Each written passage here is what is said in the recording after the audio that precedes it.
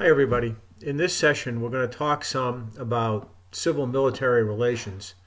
I think that one of the enduring characteristics of our democracy is the idea of the civilian control of the military.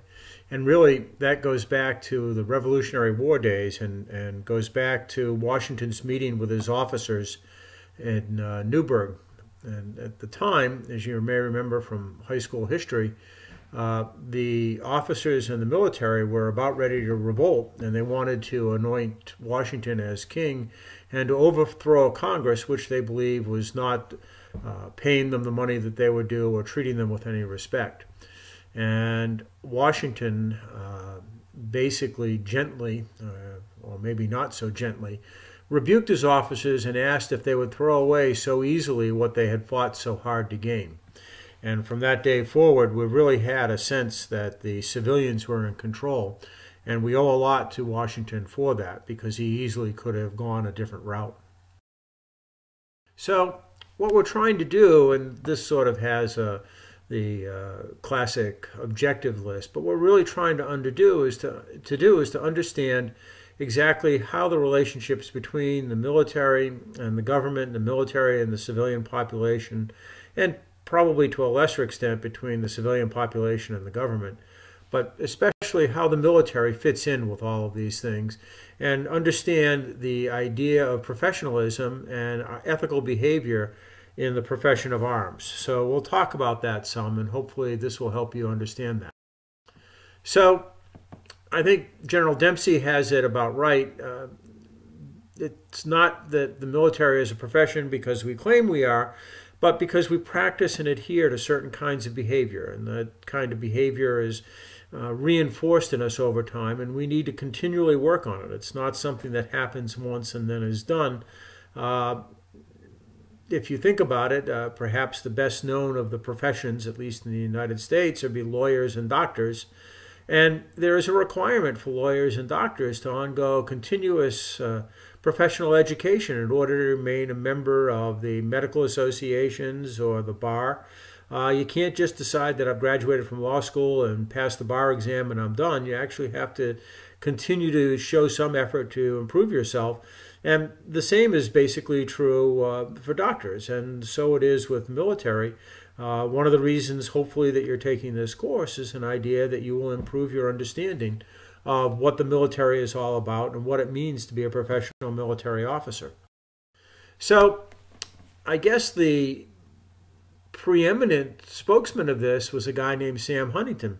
Sam Huntington was a professor of political science at Harvard University when I was an undergraduate. He died just recently. I was convinced he had to be well over 100. He was actually in his late 90s when he passed.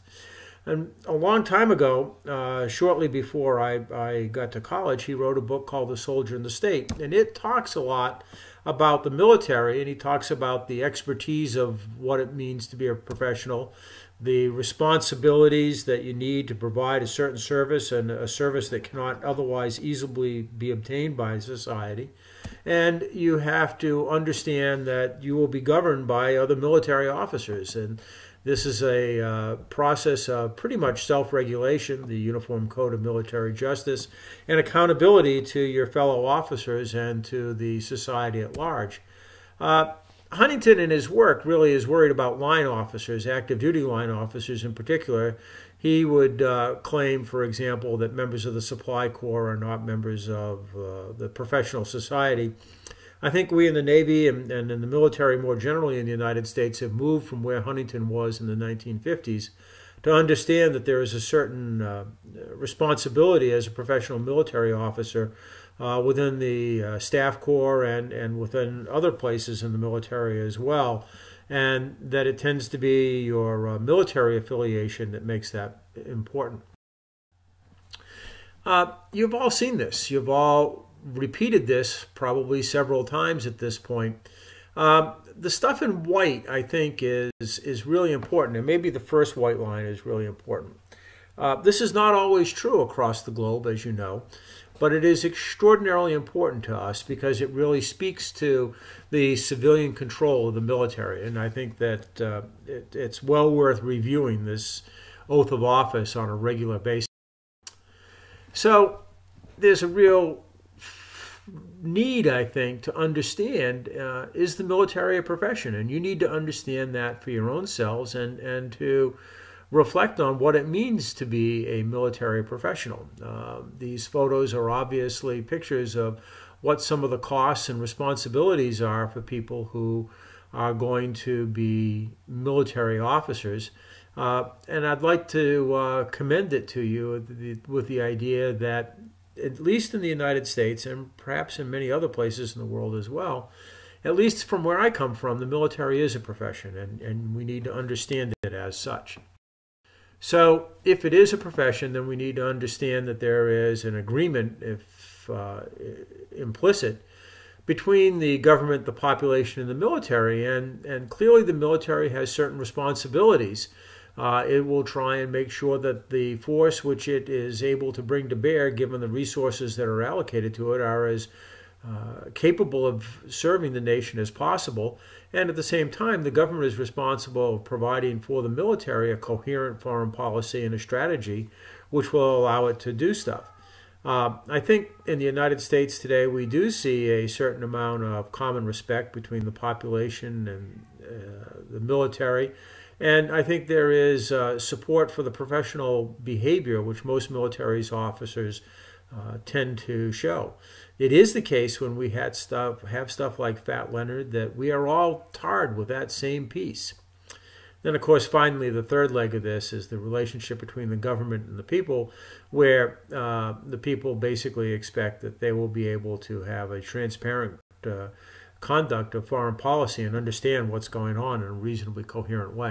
So, a couple questions that I think you need to ask yourself about the professional military that we have, and I probably would argue that the military professionalism extends in our world today well beyond just the officer corps, but to the enlisted people, and that is whether or not we are able to live to the triangle that I talked about above, and whether we are in fact related to the people for whom we are serving.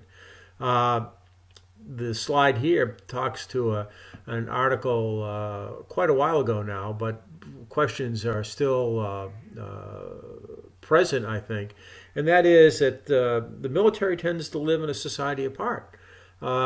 If you look at your sailors, if you look at the Marines or the soldiers or the airmen that we work with, by and large, they are better educated than the American society at large. And then we send them to technical schools, which mean that they are really getting roughly the equivalent of a community college kind of education through A school and subsequent training. This is a different society than what you see out in the world at large. And it's very interesting. While people often claim that our junior and enlisted don't make anywhere near as much as they should, and that perhaps is true, it is the case that a kid straight out of high school can end up making in a couple of years someplace in the vicinity of $30,000 a year if you just do a reasonable accounting for base pay, housing, and food, without trying to do some of the fancier accounting for the benefits of the housing and food payments, which are tax-free and all that kind of stuff. And if you look at most other kids who are a couple years out of high school, they're making about $10,000 a year less than that. And oh, by the way, they don't get vacations, and the military members do. Now, it's absolutely true we expect a lot more out of the military members, but I ask you to think about that and think about how we fit as military people back into the society which we support. So, as I try to sum up, what I'd like you to try and do is to focus on the second bullet here and to think about how you are and are not acting in professional ways, and whether or not you think that you are really devoted to the profession of the military service.